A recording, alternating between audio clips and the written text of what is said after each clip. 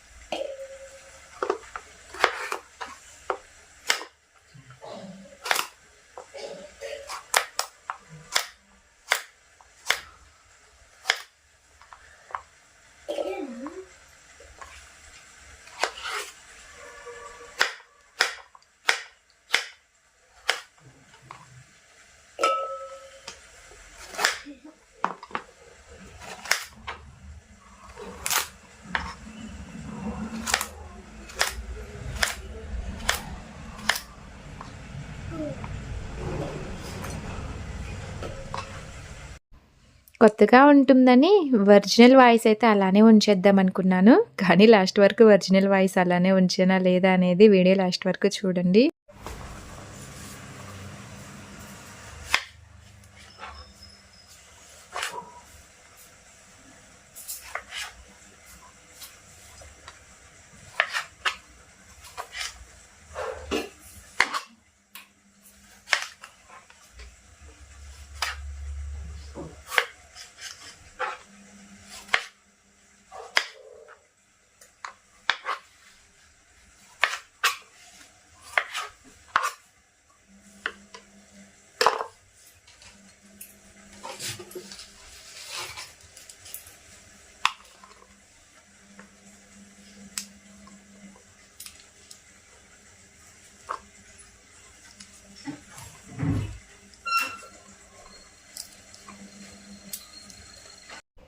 ఎలా ఉంది friends? Original voice తోటి వ్లాగ్స్ షూట్ చేద్దాం అనుకుంటున్నాను. ఎలా అనిపిస్తుంది ఏంటనేది కామెంట్ చేయండి. ఈరోజైతే పూర్తిగా ఒరిజినల్ వాయిస్ అయితే ఉంచాలనుకోవట్లేదు, ఎందుకంటే చాలా టైం పడుతుంది. ఒరిజినల్ వాయిస్ అలానే ఉంచామంటే అందుకే ఉంచట్లేదనమాట. మీకు ఎవరికైనా ఒరిజినల్ వాయిస్తో ఇంట్రెస్ట్గా అనిపిస్తే చేయమంటే చేస్తాను, ట్రై చేస్తాను. ఇదిగో ఇక్కడైతే నేను కొంచెం ఆయిల్ తీసుకున్నాను, సొరకాయ కట్ చేశానండి, అలాగే 2 టమాటాలు ఇంకా పచ్చిమిరపకాయలు అయితే వేసి కట్ చేసుకొని కొంచెం ఆయిల్ వేసి పొయ్యి మీద అయితే పెట్టేశాను అనమాట. స్టవ్ వెలిగించి మూత పెట్టేశాను, అవి వేగుతుంటాయి. ఇక్కడైతే బియ్యం నానపెట్టాను, ఇంకా ఒకసారి వంపేసి ఇందులోకైతే నీళ్ళు పోస్తున్నాను అనమాట. రైస్ కూడా కడిగి పెట్టయితే రైస్ అవుతుంది కదా అన్నట్టుగా.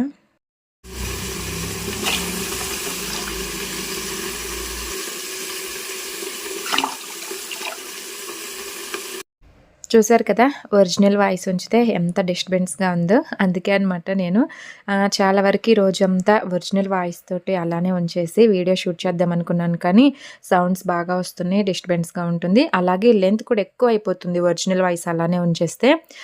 ఒరిజినల్ వాయిస్ ఉంచామంటే మనకి వీడియో అనేది కొంచెం ఫాస్ట్గా పెట్టడానికి అవ్వదన్నమాట. ఎంతవరకు ఎలా షూట్ చేసామో అలానే ఉంచాలి. ఈసారి ఎప్పుడైనా ఒక చిన్న వ్లాగ్ అయితే షూట్ చేద్దాం అనుకుంటున్నాను ఒరిజినల్ వాయిస్ తోటి. మీకు ఎవరికైనా ఇంట్రెస్ట్ ఉంది ఒరిజినల్ వాయిస్ తోటే చేసి స్వప్న అని చెప్తే చేద్దాం అనుకుంటున్నాను. ఓకేనా?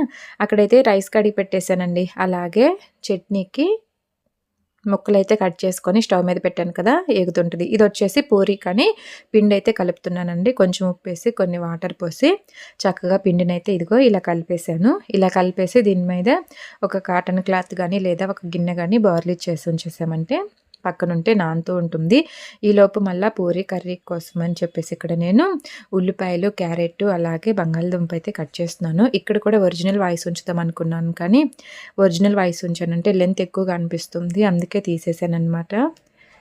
నిజానికి ఒరిజినల్ వాయిస్ ఉంచి వీడియోస్ చేయాలంటే కొంచెం ప్రాక్టీస్ అవసరమని అయితే నాకు అనిపించింది. ఏమంటారు? దేనికైనా ప్రాక్టీస్ అవసరం అబ్బా! ఏ పని చేయాలన్నా కొంచెం ప్రాక్టీస్ ఉంటేనే చేయగలుగుతాము. లేకపోతే చాలా కష్టంగా అనిపిస్తుంది ఆ పని. అందుకే అనమాట ఒరిజినల్ సౌండ్ తోటి వీడియో షూట్ చేయాలంటే కొంచెం టైం పడుతుందని నాకు అనిపించిందనమాట. ఓకేనా. నేనైతే చాలా రోజులవుతుందండి నేను నా రొటీన్ వ్లాగ్ అయితే షూట్ చేయక. దాదాపు న్యూ ఇయర్ వచ్చినప్పటి నుంచి రొటీన్ వ్లాగే షూట్ చేయలేదనమాట ఇప్పటి వరకు కూడా. ఇదొచ్చేసి బుధవారం రోజు వ్లాగ్ అండి.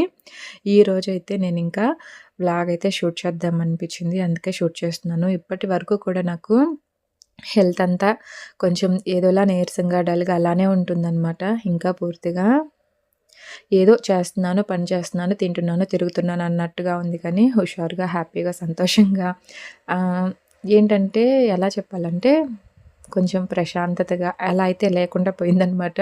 ఏదో కొంచెం లైట్‌గా పని చేస్తున్నాను, తింటున్నాను, తిరుగుతున్నాను అన్నట్టుగా అనిపిస్తూ ఉంది. ఏదో ఎక్కడో తెలియని బాధగా అనిపిస్తూ ఉందనమాట. మన శరీరానికి కానీ, మనసుకు కానీ ఏ ఒక్క చిన్న బాధ కలిగినా సరేనబ్బా! మొత్తం అదంతా ఎలా అంటే భరించలేని అంత బాధలా అనిపిస్తూ ఉంటది. చిన్న హెడ్‌ఏక్ వచ్చినా సరే అబ్బా! తట్టుకోలేము. బాడీ పెయిన్స్ అయినా సరే, ఫీవర్ అయినా, దగ్గు, జలుబు ఇట్లాంటివి ఏవొచ్చినా సరే ఎక్కడికక్కడ మునుపట్లా ఉండలేమనమాట. ఏ హెల్త్ ప్రాబ్లమ్ లేకుండా ఉన్నప్పుడు మనం ఎంత హ్యాపీగా, ఎంత హుషారుగా, ఎంత సంతోషంగా ఉంటామో, అలాగా చిన్న ప్రాబ్లమ్ వచ్చినా సరే బాడీ పెయిన్స్, హెడ్‌ఏకో లేకపోతే ఫీవరు, దగ్గు, జలుబు ఇట్లాంటివి ఏవొచ్చినా సరే మునుపట్లా ఉండలేమనమాట. రాకముందు ఎలా ఉంటామో అలా అయితే ఉండలేము. ఓకే అండి. మాటల్లో పడి ఇక్కడ ఏం చేస్తున్నానో చెప్పటం మర్చిపోయాను కదా! పూరీ కర్రీ కోసం కట్ చేసుకున్న ముక్కలైతే పక్కన పెట్టేశాను. స్టవ్ మీద పెట్టుకున్నవి ఒకసారి కలిదిప్పేసేసానండి. ఈలోపు మా వారు వాకింగ్‌కెళ్ళి వచ్చారనమాట. వస్తూ పాలు, పెరుగు అయితే తీసుకొచ్చేసారు. పాలైతే ఒక గిన్నెలోకి, అలాగే పెరుగు ఇంకొక గిన్నెలోకి తీసుకొని పక్కన పెట్టేస్తున్నాను. మళ్ళీ ఒకసారి స్టవ్ దగ్గరికొచ్చి ఇక్కడ సొరకాయ ముక్కలైతే కలిదిప్పుతున్నానండి. ఇవైతే నేను చిక్కుతో సహా ఏసాననమాట. అలా ఏసుకుంటే లేతగానే ఉంది కాయ. బాగుంటుంది. సొరకాయ చిక్కుతో కూడా పచ్చడి చేసుకోవచ్చు. ఇక్కడైతే పాలైతే స్టవ్ మీద పెట్టానండి. అలాగే పిల్లల కోసం వేడి నీళ్ళు పెట్టేసాననమాట. అవైతే పిల్లలకి ఇచ్చేసాను. ఇంకా ఈ పాలు కాగేలోపు ఇక్కడ ఈ సొరకాయ ముక్కలనైతే మిక్సీ పడదామని ఒక మిక్సీ గిన్నెలోకి తీసుకుంటున్నాను. కొంచెం కొత్తిమీర వేసానండి. ఈ సొరకాయ ముక్కల్లో కొంచెం ఏగేటప్పుడు చింతపండు కూడా వేసుకున్నాను. విత్తనాలు లేకుండా చూసుకొని వేసుకోవాలి చింతపండు. ఓకే అండి. మొత్తం మిక్సీ గిన్నెలోకి తీసుకున్న తర్వాత ఇందులో అయితే కొంచెం జీలకర్ర వేసుకోవాలండి. అలాగే అల్లం, ఇంకా వెల్లుల్లిపాయలు కూడా వేస్తున్నాను. ఇది మిక్సీ పట్టుకుందాం అనుకునేసరికి ఇక్కడ పాలైతే పొంగినాయి అనమాట. స్టవ్ ఆఫ్ చేసేసి ఇదిగో ఇవైతే కాఫీ పొడి అండి. ఇవి తీసుకొచ్చుకున్నారు కొత్తగా. ఒకసారి ట్రై చేస్తే ఎలా ఉంటుంది ఏంటో చూద్దామన్నట్టుగా మా వారు.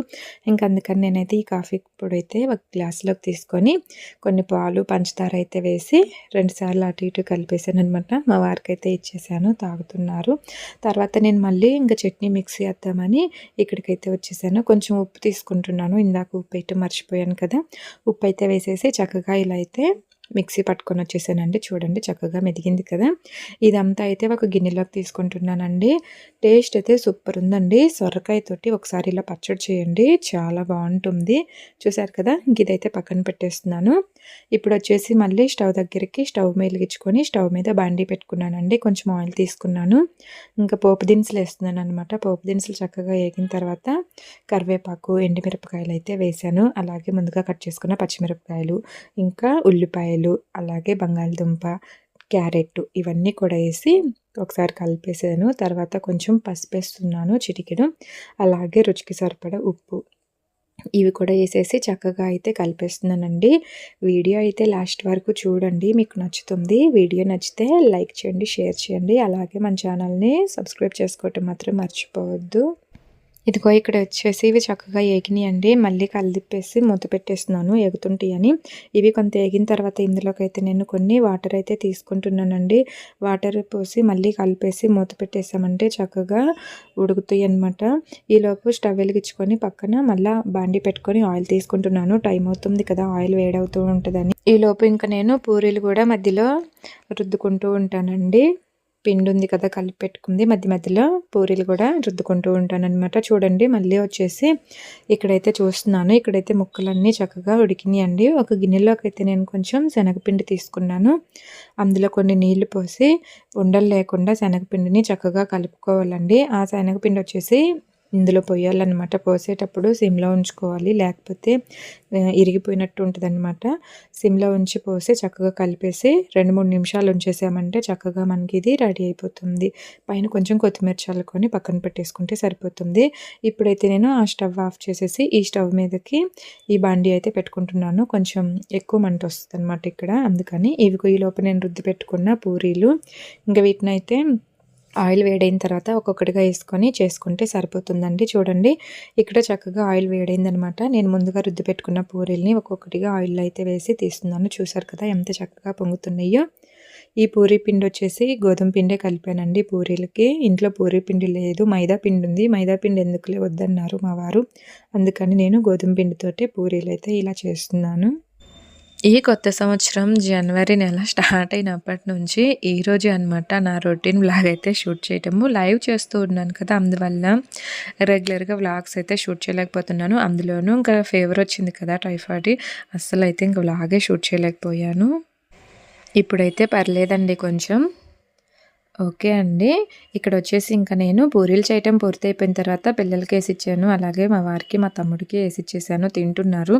నేను వచ్చేసి ఇంకా వాళ్ళకి బాక్సులు పెడదామని మా తమ్ముడికి అలాగే మా వారికి అయితే బాక్సులు పెట్టేస్తున్నానండి. పిల్లలు కూడా రెడీ అయ్యారనమాట. బాక్సులు పెట్టేసి ఇంకా మా పాపకి జడేయాలండి. మా పాప కూడా తింటుంది, తిన్న తర్వాత జడేస్తానులే అని చెప్పేశాను. ఇంకా వీళ్ళకి ముందు బాక్సులు పెట్టేసేసానంటే వాళ్ళు తినేసి ఇంకా బయలుదేరుతారు. మా పాపకి ఇంకొంచెం టైం ఉంటుంది కదా, ఇంకా జడేసి నేనైతే స్కూల్ దగ్గరికి తీసుకెళ్ళి వదిలిపెట్టేసి వస్తాను. చాలామంది అయితే చాలా చక్కగా జాగ్రత్త చూపించుకో అని అయితే చెప్తూ ఉన్నారండి. నాకైతే చాలా హ్యాపీగా అనిపించింది. ఇంత బాధలో కూడా జాగ్రత్తగా ఉండు, హెల్త్ ముఖ్యము అని చెప్తూ ఉన్నారు. నిజంగా నా గురించి ఇంతలా పట్టించుకొని జాగ్రత్త చెప్తున్న ప్రతి ఒక్కరికి కూడా ధన్యవాదాలండి, పేరు పేరున కూడా. ఇంకా కొంతమంది అంటున్నారు టైఫాయిడ్ వచ్చింది కదా, టెస్టులు మళ్ళీ చేయించుకోవాలి, ఒకవేళ చేయించుకోకపోతే అని చెప్తున్నారు. అలాగే ఇంకా దిష్టి ఏమన్నా తగిలిందేమో దిష్టి తీసుకో అని చెప్తున్నారు. లేదా ఏదైనా గుడి దగ్గరికి వెళ్ళి యంత్రం వేయించుకో, ఇట్లా తాయిత్తు కానీ ఏదైనా వేయించుకొని చెప్తున్నారు. ఒక్కొక్కళ్ళు ఒక్కొక్కలా చెప్తున్నారండి. ఎవరికి ఎలా అనిపిస్తే అవన్నీ చెప్తున్నారనమాట. ఖచ్చితంగా అండి, మీరు చెప్పినవన్నీ కూడా నేను ట్రై చేస్తాను. టెస్టులు చేయించుకోవాలనుకుంటున్నాను ఇంకా 2 రోజులు చూసి. నాకైతే తగ్గిపోయిందని అనిపించింది, కాకపోతే ఇంకంత ఫీవర్ వచ్చి తగ్గిపోయింది కదా, ఒక్కసారిగా కోలుకోవాలంటే కష్టము. అందుకే అనమాట ఆలోచిస్తున్నాను. ఇప్పటికైతే బాగానే ఉంది కదా అన్నట్టుగా. ఓకే అండి, మనకి జ్వరం వచ్చి తగ్గిపోయిన తర్వాత వెంటనే కోలుకోవాలంటే కొంచెం కష్టము, కొంచెం టైం పడుతుంది. ఆ విషయం నాకు తెలుసు. ఇప్పటికైతే పర్లేదండి, నాకైతే కొంచెం బాగానే ఉందన్నమాట. మరీ అప్పట్లాగా పనులు చేసుకోకుండా మంచం మీద పడుకొని ఉండి సెలైన్లు ఎక్కించుకోవటం అలా కంటే పర్లేదు, ఇప్పుడు పనులు చేసుకోగలుగుతున్నాను. కొంచెం నీరసంగా డల్గా అనిపిస్తుంది అంతే, అంతకు మించి ఏం లేదు. ఓకేనా. ఓకే అండి. ఇదిగో ఇక్కడ వచ్చేసి ఇవైతే ఆయిల్ పోసుకోవటానికని మా వారిని బుక్ చేయమంటే బుక్ చేశారండి ఆన్లైన్‌లో. ఇవి వచ్చేసి గ్లాస్‌వండి. దీనికి చిన్న హోల్ ఉంది. దీంట్లో ఆయిల్ ఎలా పోయాలో కూడా అర్థం అవ్వట్లేదనమాట. చూడండి అలాగే అలా ఒక గిన్నె పెట్టేసి ఆయిల్ అయితే వంపేస్తున్నాను. ఈ గ్లాస్‌వండి నాకైతే గాజు సీసావన్నమాట. పగులుతాయేమోనని భయమేస్తుంది. నేను ప్లాస్టిక్ అనుకున్నాను, కానీ ఇవేంటో ఇలా ఉన్నాయి. ఇంకా వీటితో చాలా జాగ్రత్తగా ఉండాలండి. పిల్లలు పట్టుకున్నా, మనం పట్టుకున్న చేయి జారినా ముక్కలు ముక్కలు అయిపోతుంది. నాకైతే భయమేస్తుంది అనమాట, దీన్ని ఎలా యూస్ చేయాలి ఏంటా అని. ఇవి వచ్చేసి 2 వచ్చినాయండి, 2 బుక్ చేశారు. ఒక దాంట్లో అయితే ఆయిల్ పోసి పక్కనైతే పెట్టేస్తున్నాను. ఇంకా కొంచెం ఆయిల్ అంతా పైన పడింది, తుడిచేస్తున్నాను. చూడండి నీట్గా తుడిచేసి ఇది పక్కనైతే పెట్టేస్తున్నాను. ఇంకొకటి ఉందండి దీంట్లో, ఇదైతే ఇంక ఇప్పుడు యూస్ చేయను అనమాట. చూద్దాము. నాకు ఇవి పగులుతాయి అనేసరికి భయమేస్తుంది యూస్ చేయాలంటే. ఎప్పుడో బుక్ చేశారు, కాకపోతే ఇంక ఈ రోజైతే పెట్టేశాను.